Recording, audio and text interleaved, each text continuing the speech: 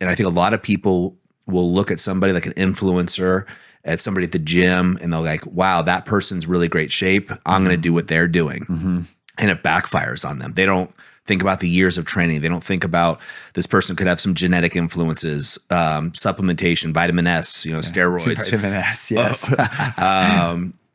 Or they just found what works for them, and they miss the fact of it being individualized. And I want to emphasize that for people listening to this, that is so important in my experience.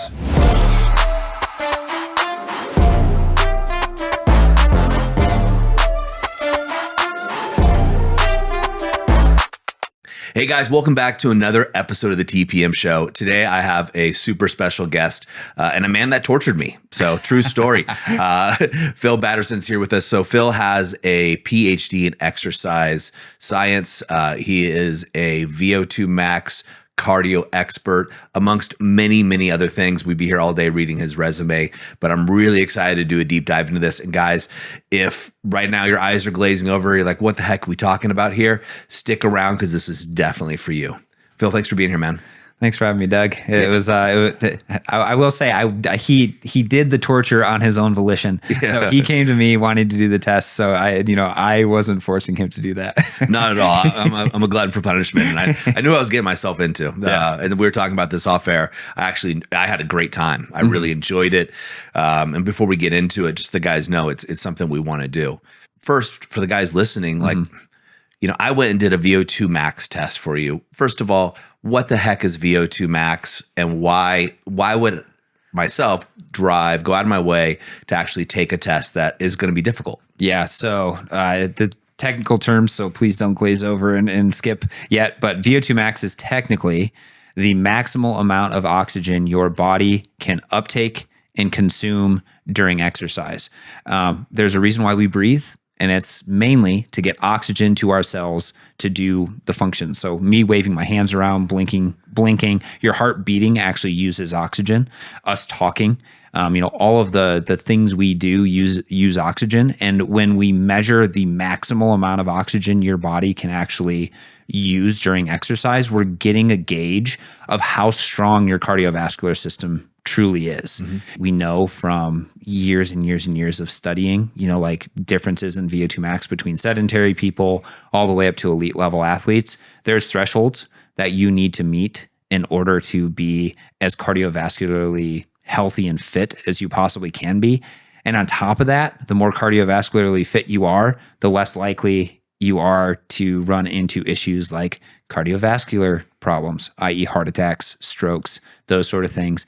And if you've ever listened, to say Peter Attia, talk about VO₂ Max, this measure is like the single biggest predictor of all-cause mortality. So the lower your VO₂ Max is, the essentially closer to death you are, in a sense, like to make it sound morbid, because it is. But that's essentially what it is. And that's why it was so important for me to actually do that test with you, because I just turned 48, and man, when I was in my 20s, I never thought I'd make it to 48, let alone be here. And I studied exercise science at college. That was one of my pathways. And what was really interesting is I wanted to see, okay, if this is the number one predictor of all-cause mortality, and here I am at 48 with young kids, I at least should know where I'm at. Yeah. And I think a lot of us guys, we hide from wanting to know the test. So we don't go to see the doctor, we don't get our prostate exam, or all of these ways of measuring where we're at, our body comp, all the things. And this was a fantastic way to kind of get your feet wet and see where you're at as a base point. Yeah, absolutely. I tell people, because actually our conversation, I was like, hey, Doug, you want to do this VO₂ Max test? And you texted me back and you said, oh, I'm just going to wait a few weeks because I want to, do a little bit of, cardiovascular training. Yeah. I want to win. I was like, no. Right now is a perfect time to get it measured, because it's essentially looking under the hood. It's telling us like, well, do we have things to work on? And what things can you actually work on and become the most efficient? So the way that I look at it is, this isn't one of those things where you just go get a VO₂ Max test once every 6 years and then go from there. You do periodic testing to see, okay, well, what do we need to train? Because, let's face it, like we're busy We're busy men Yeah. trying to pursue, business, family, relationships, everything else under the sun. And, yes, you could probably just like Google, hey, what's the best way to get in shape? But the best way to get into the best shape for you is to actually tailor your training to you. So that's like the biggest thing, is that it will uncover those things you need to work on. And then, if you have a good exercise physiologist, they'll tell you the one thing or the two things that you need to work on. They won't try to come in and give you 57 different things to actually change, because let's be honest, like we don't have time for that. No. So Nor the desire. I want to touch on something you said. I actually shot a video for the guys that are in our community, because I was sitting out and you said, hey man, here's a list of things, just kind of check these things off, get a good night's sleep, get a breakfast, low stress. And I had all the opposites, right? But you make up stories, and I was sitting there, I was like, this is exactly the best time, because in my normal day-to-day life, do I always have optimal sleep? No. Do I always have low stress? No. Do I always have a chance to eat the perfect meal? No.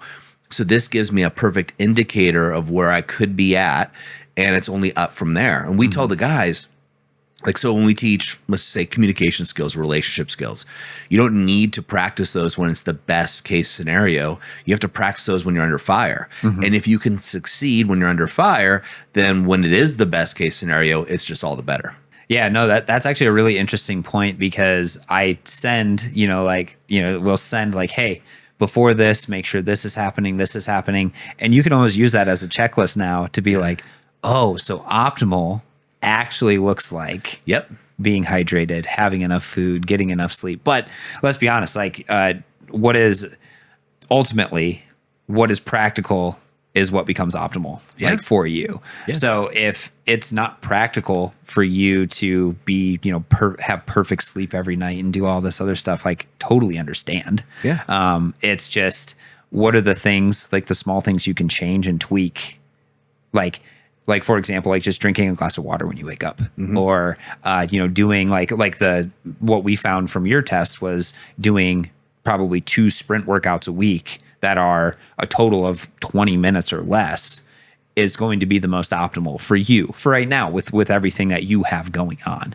It'd be one thing, if I was like, oh yeah, okay, Doug, so you got to do, 7 hours of zone 2 training and you have to do three VO2 max, VO2 max workouts. And that's what's really going to be, like the best for you. That just inundates you with way more stress. And then immediately you're reading that text and you're just like, get out of here, Phil. You don't understand me at all. Well, I'll just be like, I'm not doing any of it. Right. Yeah, exactly. And that's the issue a lot of us face. So to set the scene for the guys, we get into the performance center, and you have things set up. And I took pictures for the guys in the app of some of the equipment. We got the mask on. I had skin cancer removed right before then, so I use that as an excuse. I tried everything, guys. And he still wasn't able to get out of the test. No. But something that was unique to me that, even as somebody who studied this, almost 30 years ago, is you also were testing the amount of oxygen utilization in my legs as well. So a lot of guys have probably seen the mask, right? You put the mask in, or they've had an executive stress test or something along those lines. And so we chose to use a bike, and we had the mask on, but you also put sensors on my legs. Tell the guys a little bit about that, because I thought that was really cool and unique. Yeah. So this technology is called near infrared spectroscopy, and essentially what it's doing is just shining red light into your muscle, and from how much red light is emitted and then how much red light is detected, we can actually determine how much oxygen is being used underneath the sensor at any given point. So it gives us a really good idea of how well your heart is delivering oxygen to the muscle, and then how well your muscle is actually using that oxygen. And you use oxygen at your mitochondria. And if you have unhealthy mitochondria, or if your mitochondria are lacking, then you won't be able to utilize as much oxygen. And so my PhD is actually in mitochondrial physiology.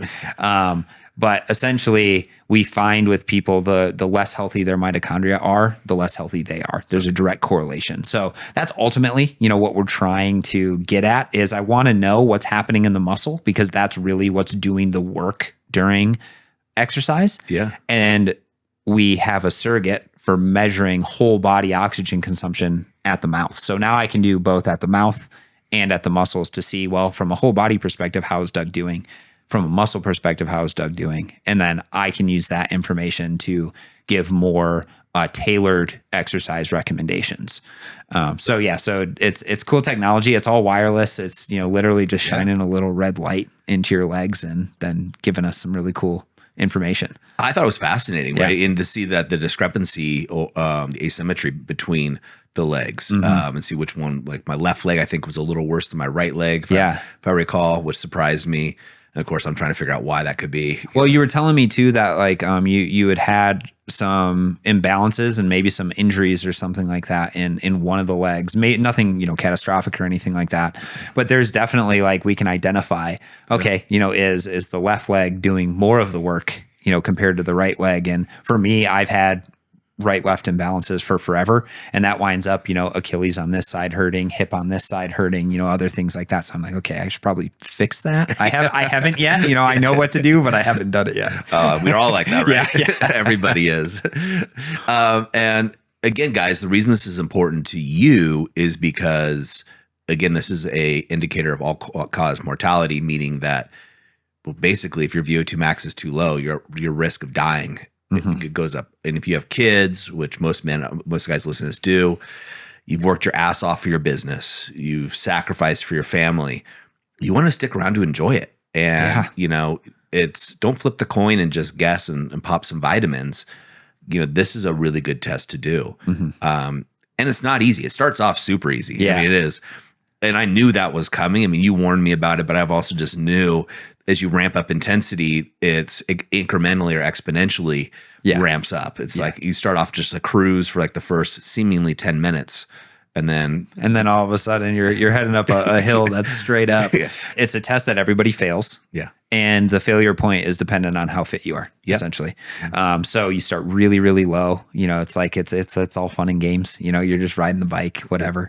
And then it gets harder and harder and harder. It's essentially going up a steeper and steeper hill until you can't do it anymore. And the great thing about it, and it's probably not really appropriate to call it a test. It's really just an assessment. We're just trying to, take some diagnostics on what's going on with your engine, but it's all relative to you. And then we can determine, again, the individualized training. And it's tempting to, compare your numbers to other people and do other things like that. But what I tell people is, even if your numbers come back low, for example, you can improve your VO2 max, meaning you can improve your cardiovascular fitness until the day you die. Yeah. There's this crazy study where they took like sedentary individuals from 20 years old to 80 years old, took them through the same sort of VO2 max training, and they found that the regardless of age, you could improve it the same amount. Really? Yes. Wow, that's fascinating. Yeah. So you can improve it the same amount, but the kicker is that as you get older, you lose it also. So you can improve the same amount, but you're also deteriorating over time. So you need to make sure that you're doing high intensity training, semi-regularly, to maintain your VO2 max as much as possible. And the reason why that's important is because in, everyday living, right? You want to go and run with your kids, like say on the soccer field or play some basketball with them or something like that. You don't want to be the dad that's like, bent over after you like 2 shots and you can't keep up with your kid anymore. We've talked about this before too. Like if you don't have the cardiovascular stamina to keep up with your wife in bed, there's probably going to be a little bit of disappointment going on there. 100%. And that's where, kind of getting an idea of how fit you are can not only be beneficial just from like a numbers perspective to put a number and track it, because I'm sure all these business guys out here, you guys know the KPIs, you guys know like what's your return on investment for stuff. Same thing. If you measure your VO2 max and then you do some workouts, you can know what your return on investment actually is. Yeah, I'm excited to retest. And I know we talked about doing that in 6 months from now. No, 6 to 8 weeks. 6 to 8 weeks, excuse me. Maybe I'm putting it 6 months. Yeah. You're already trying to get out of it again. I got to get my butt in gear. And we also talked about, just so the guys know listening, for guys that are in the community, of actually doing an event. So guys that want to work with you, they'd work with you for 6 months. That's what we were talking about. That's where I got the 6-month mark. Yeah. And then we'd conquer a mountain together as a way of doing it, which I'm excited about. But going back to like the everyday activities, right? So sex in the bedroom, like I talk to the guys a lot. And they're like, my wife's just not interested in having sex. I'm like, well, she probably is. It's just not fun, right? You're not making it fun. Right. And one way guys can do it is through increasing their VO2 max, so they can actually not only perform better, but longer in bed. And all men want that. All men want a satisfied woman. But something else, anecdotally, when you were talking, made me think about it, is I played pickup basketball with 3 other guys. Now, I'm 5'10", right? These guys were all 6'2" to 6'4", and a couple of them played ball. So I'm outgunned. There's just, it's 2-on-2. So what I did is I just ran around, and I'm not in great shape, but I was in better shape. So I got them so tired that I could win, right? Yeah. And the kids are watching, they're huffing and puffing, they're trying, kicking the ball out of bounds, trying to get breaks. And that was just one of those examples of how they're younger than me. They were in their early 40s. And so when you let yourself go, you can enjoy those moments of life. And all of us are competitive, and I talk a lot of trash. So I'm talking trash the whole time because I'm beating these guys I should not be beating. At the end of the day. So you get to enjoy life better. Yeah, and if your VO2 max gets to a point, if you've ever met, like a really sedentary older person, sometimes activities of daily living, like even like standing up from the couch or going upstairs, becomes a VO2 max workout. Yeah. And if you you can attest to how hard like VO2 max actually gets at the end of that test. Oh, sure. Imagine living your life like that. Yeah. It'd be awful. Yeah. No, it absolutely is. We were talking about, so the guys that have no idea, at the end of the test, you get to a point, to your point, everybody fails. And you have to finish that minute, at the end of the minute, and you're going, your legs start to just give up, for me at least. Yeah, no, that's everybody. Yeah. Yeah, that regardless, it's everybody. The legs are just like no more. And it becomes a mental game of like, you just have to push through. What surprised me more than anything is how surprised everybody else in that gym was at how well I did. Not that I did great, because I didn't, but the amount of shock that they had was like, what the hell are you guys thinking? Well, I think it was surprised at how high you actually got in terms of like the wattage. That's my point. But I honestly, I wasn't that surprised, because you got some tree trunks, for legs. So I was like, yeah, he's going to be able to get pretty high regardless of his cardiovascular fitness, just because you're so damn strong. But yeah, I think so that was surprising. But then when we actually looked at your VO2 max numbers, they were a little low. Yes, they were. And most likely because you probably have a little bit of excess body fat going on. Oh, I definitely have excess body fat. So trying to say it, like as nicely as possible. But yeah, so even, so what I do, like you can get 2 numbers essentially for VO2 max. One of them is divided by how much you weigh. Yeah. And that's kind of the great equalizer. That's how we compare with, just to put it into perspective, like the highest ever measured was like 100 milliliters per kilogram per minute, which is insane. Like that's higher than one athlete ever measured. Got it. Most Americans are probably between 25 and 35. So a quarter of that output, a third to a quarter of that output. And somebody who is, generally like well-trained will be around 50. But if you think about it, so fat is a metabolically inactive tissue, relatively speaking. So if you have a lot of excess fat, it's essentially just being just extra material on your body that's not contributing to your body's ability to use oxygen. Sure. So actually I was thinking about this driving over. I was like, yeah, like if Doug, lost some weight and did the sprint interval training, I would expect your VO2 max to go, to improve probably like 10, 15% over the course of the next 6 to 8 weeks. Sweet. Well, because we're attacking it on both sides. We're making you more metabolically fit by doing the sprint interval training. I got a lot of opportunity. Yeah. No, exactly. So it's true. So I like that optimism, because that's exactly what it is. I've tested people who they think they're pretty fit and their numbers come back pretty low, and I'm like, no, it's okay. Like, you probably just haven't been training effectively to improve your VO2 max. Sure.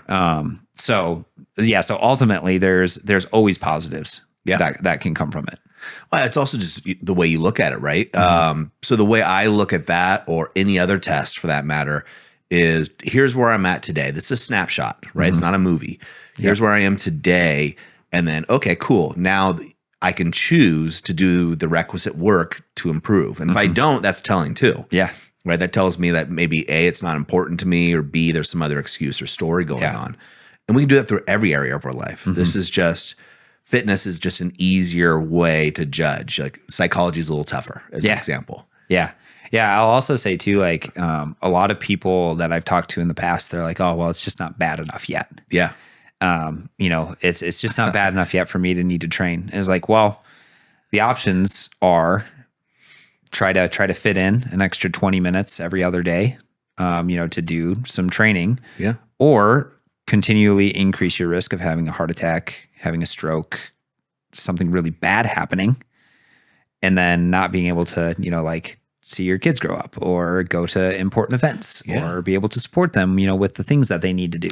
I want to buy you a gift. Look, if your marriage is struggling, and let's be real, every marriage struggles at some point, but yours is struggling where you've lost that love, admiration, respect, I want to help you.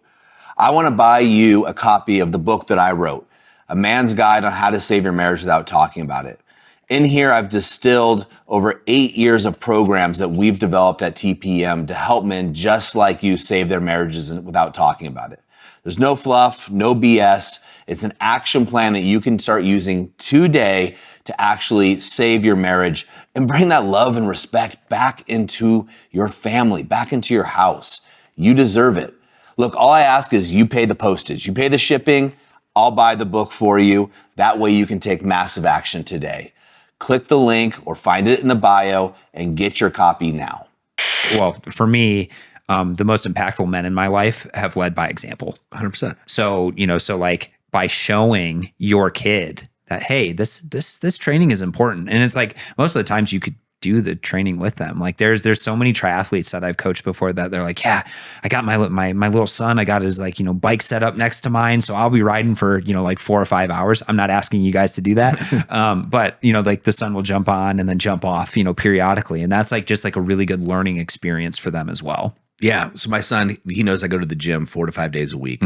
And so he asked me last night, he said, Dad, I want to start working out with you. And he's 7. So I'm excited to get him in there. Yeah. And get him going. One of the things that I think a lot of guys, and by the way, 99% of the men that are listening to this wait till it's too late, right? Yeah. They'll contact a company like ours, TPM, or another men's group when things have gotten so bad, right? Or guys will start getting fitness or getting their health after the stroke, after the heart attack, or the doctor looks at them and goes, hey, this is imminent if you don't change things. So guys, this is why it's so important. Now, if you're testing, you can go mobile with it, right? You can take it and actually test somewhere else.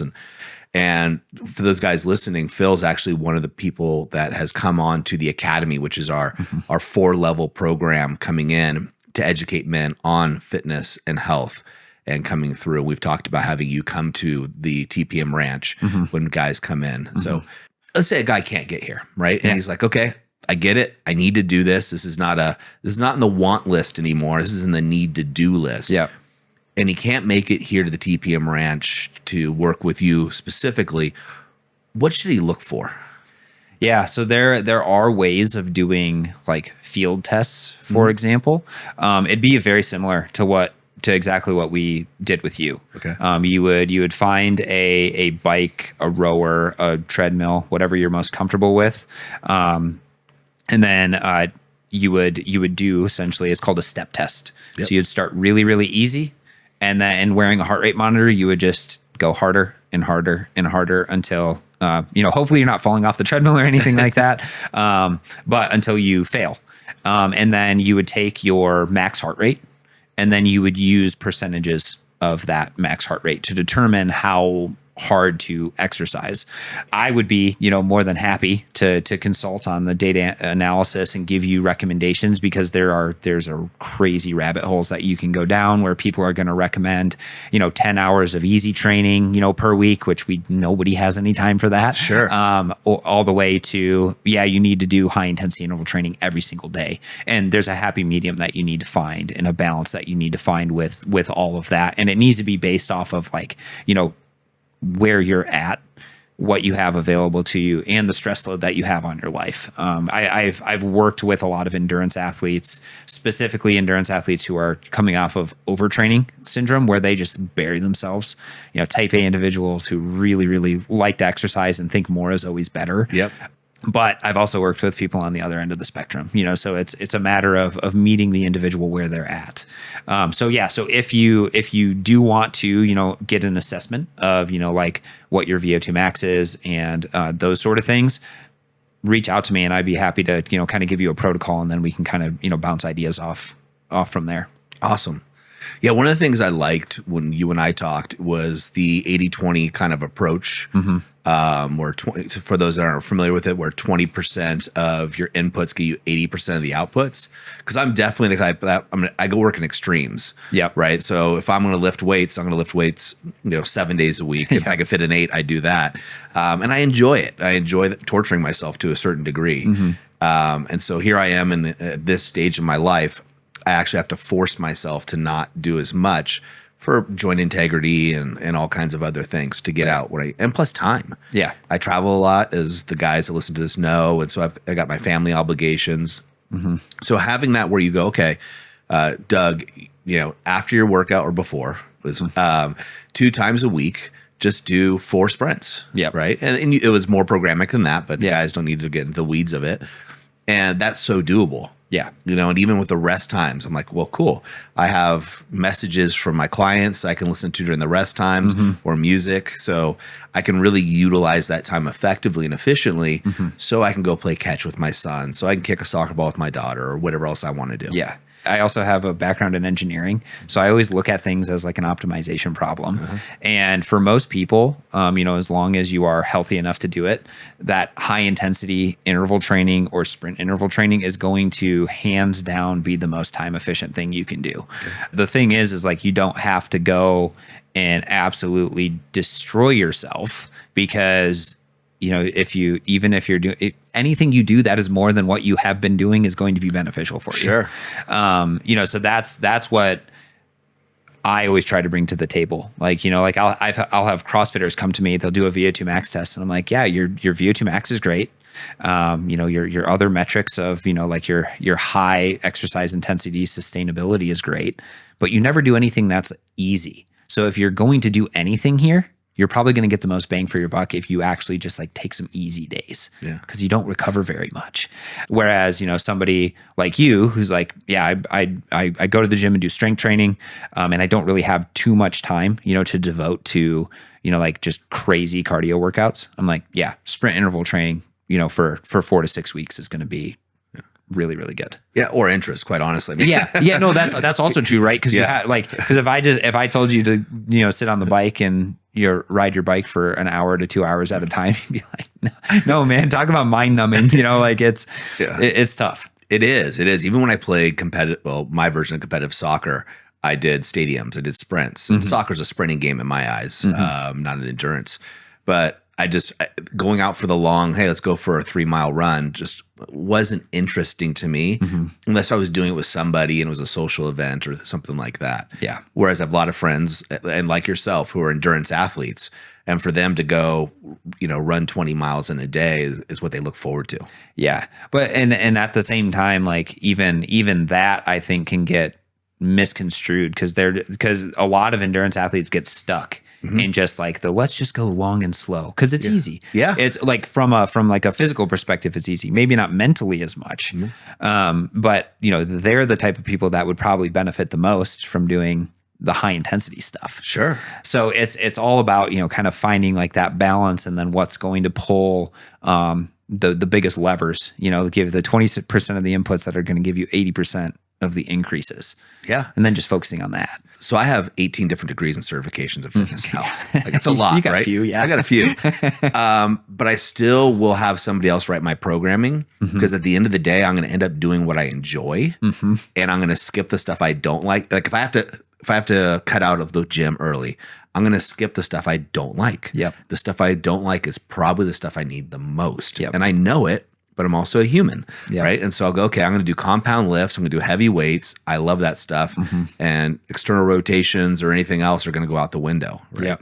Yeah. So add those sprints before you go and do your strength work. Yeah. Just so you don't cut it out at the end when you're tired. 100%. 100%. Yeah. It's funny you say that because right now my focus is I'm doing a 2.5 mile race that's 2,500 feet of gain. Yeah. So it's just like essentially just running up a huge hill. Yeah. And I know I need to do strength work, but I always put the strength work after my high intensity interval training because, well, I've had some, back issues and other things like that. So it kind of can hurt me sometimes. But B, it's just deprioritized on my list. Yes. But if I was trying to develop strength, then I'd switch it around. Yeah.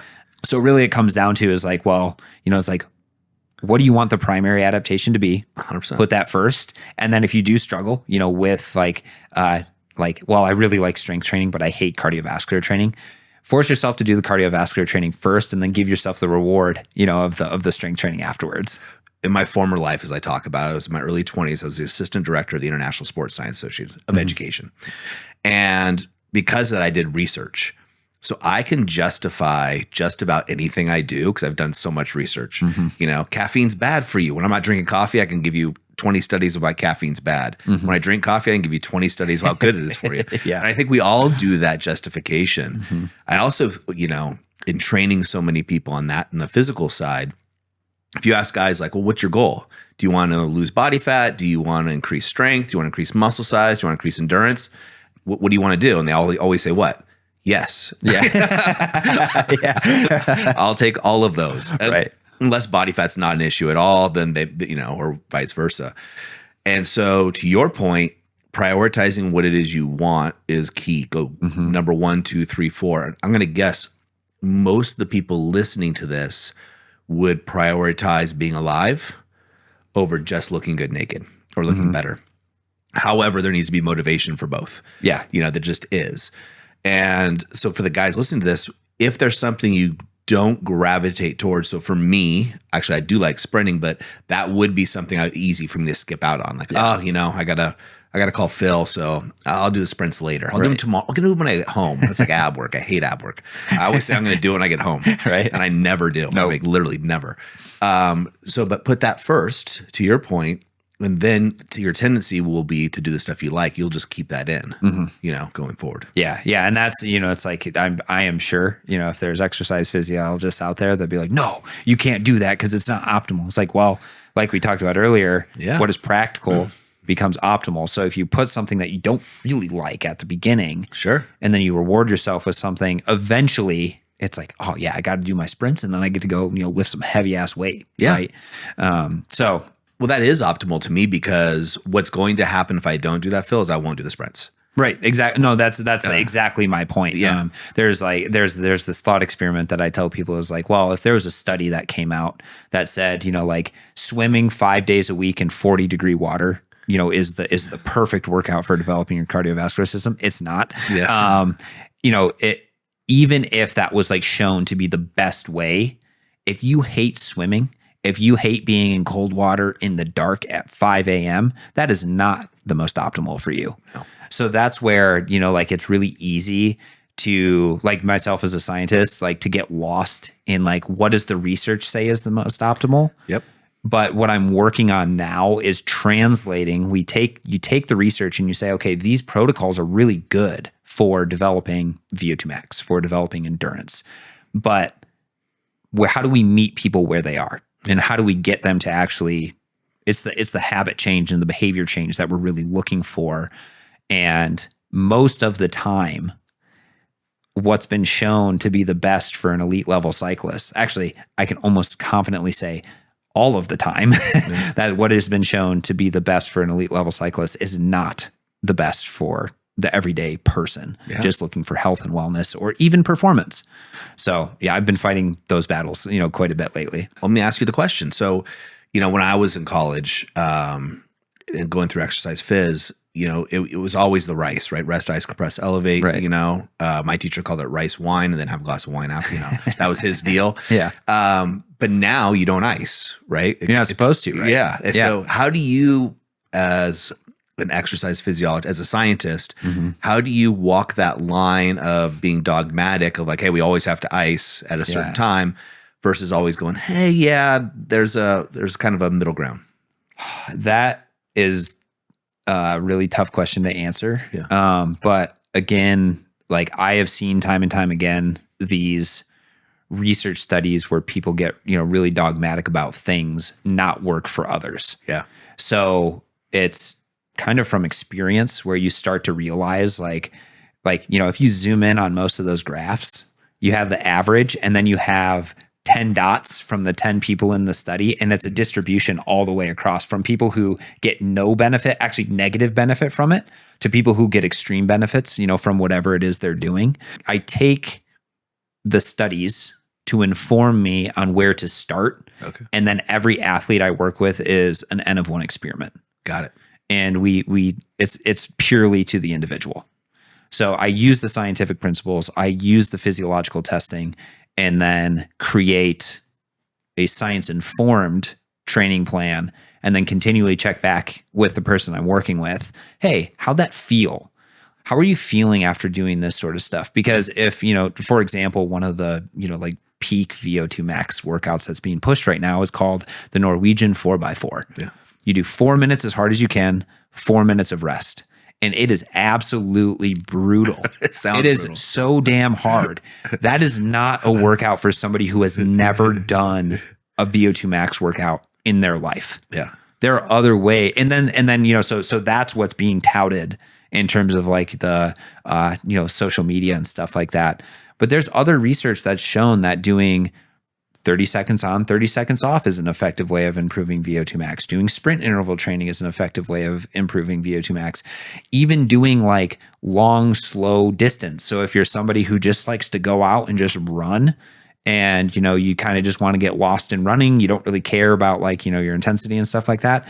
If you did that 30 minutes, 3 times a week, I can guarantee you if you're doing nothing, you're going to improve your VO₂ Max. Like, so that's the point is like, and it gets more tricky. Like the more well-trained an individual is, you have to get a little bit more creative and you have to really kind of rely on those studies. But yeah, I treat everybody as an N of 1 experiment, and using the information that I've, read from science used in the past with other athletes. That's how we get to the end goals that people are looking for. I love it. It's tailored to the individual. Yeah. And Yeah.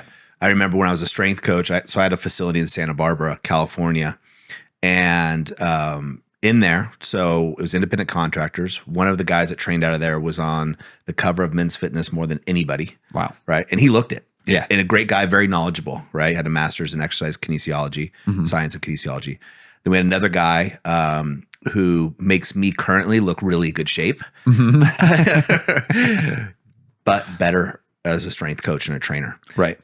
Because, and I think a lot of people will look at somebody like an influencer, at somebody at the gym, and they're like, wow, that person's really great shape. I'm going to do what they're doing. And it backfires on them. They don't think about the years of training. They don't think about this person could have some genetic influences, supplementation, vitamin S, steroids. Vitamin S, yes.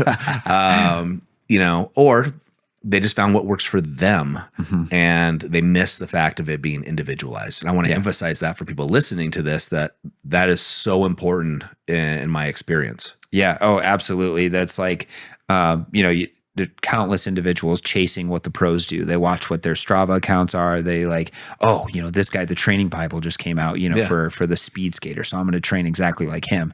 And you're like, the reason why that works is because that guy found the coach that works well with him and the individualized training plan that worked well for that buildup for that particular event. Yeah.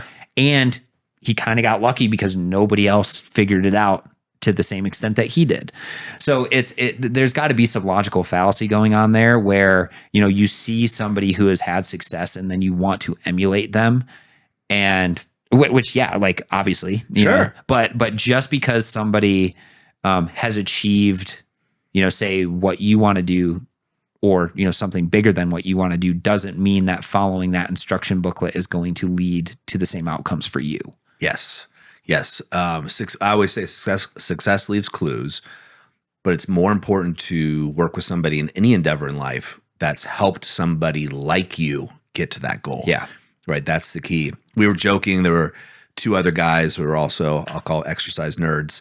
And I don't remember the exact question I posed, but it was around stretching mobility. There was a debate around mobility versus flexibility, Right. As there, nobody else would debate about. No. And the joke was watching NFL players warm up. And I don't know if it was you or if It was Michael and I. Oh yeah. Yeah. And the idea was to almost never do what professional athletes do to warm up. Yeah. Yeah. Yeah. It was exactly that. They take 4 hours of just doing like static stretching and all this other stuff. And, that's probably because it's been ingrained in them, since they were in high school, maybe before that, that this is the thing I need to do to get mentally. And then they think it physically prepares them for the game. But in all honesty, like, you're doing those 4 hours and then you're standing on the sidelines for 20 minutes before the kickoff. You're getting cool anyways. Yeah. So it's not like, it's yes, debate aside. Yeah. It's a really, really easy thing to fall into, like trying to do exactly what like the pros do. And I see this happen with, I work with college cross country athletes fairly regularly. And they're like, oh, this pro athlete, he's running 100 miles a week. So I need to run 100 miles a week. I'm like, no, that's what's best for him. And he's figured out what he needs to do. But I can guarantee you, if you start running 100 miles a week, it'll feel good. And then you'll get sick, and then you'll get injured, and then you'll have a shitty season. Yeah. And almost every single time when they ignore that advice, that's what happens. Yeah. So yeah, bottom line is, you really, it helps to work with somebody who, can find the 80-20 for you and convey that in a meaningful way and work with you to actually, kind of individualize whatever you're doing. Avoid kind of like the, like the cookie cutter plans and like other things. And don't get me wrong, they probably would help you. If you're doing nothing, anything's going to help, but it's not going to be the most optimized for you and your lifestyle. Awesome. I love it. Well, I love what you're doing, man. Thanks so much for taking care of that, for what you're doing with the academy, for the men in the movement. It's absolutely awesome. Yeah. If guys want to reach out to you, what's the best way? Best place, you can email me, and you can put my email in the episode description. It's my last name, .phil@gmail.com. And then, but typically I do most of my early business through Instagram. It's just Dr. Phil Batterson on Instagram. So check me out over there. If you have any questions, just about, cardiovascular training, are looking to maybe hire a coach and are kind of like shopping around, I'd be more than happy to sit down, see if my coaching would be a right fit for you. Those sort of things. Like the reason why I wanted to work with you guys at the Powerful Man so much is I really think I can make a really big impact. All these successful men, in business, now working towards relationships. I want to help you guys with the fitness side of things. So I want you to feel like you can conquer that mountain, literally and figuratively. And I have the tools to help people do that. Love it. Love it. Well, we'll check back in 8 weeks and see how I do. Heck yeah. Gentlemen, as I always say, in the moment of insight, take massive action. And guys, whether you work with Phil or not, work with somebody and get your VO₂ Max tested. Get all your tests done. I recently had a blood test, VO₂ Max test. Andrew, the gift, has donated us a awesome body scanner that Phil's actually used here. It is actually an amazing way of getting those assessments. But do something. Get off the sidelines, get off the couch, and just take action. And like Phil said, if you're not doing anything, man, walking is a start. But do something. Don't wait for the perfect plan, for the perfect time. That best time is now. Just like me taking that VO₂ Max test, I was exhausted, didn't sleep well, didn't eat, all of these things against it. That made it the perfect time because there's so many other days of my life that are just like that. It's just the way we work. So now is the best time to take action no matter what you're doing, whatever area of your life you're trying to improve. See you next time, guys, on the Powerful Man Show.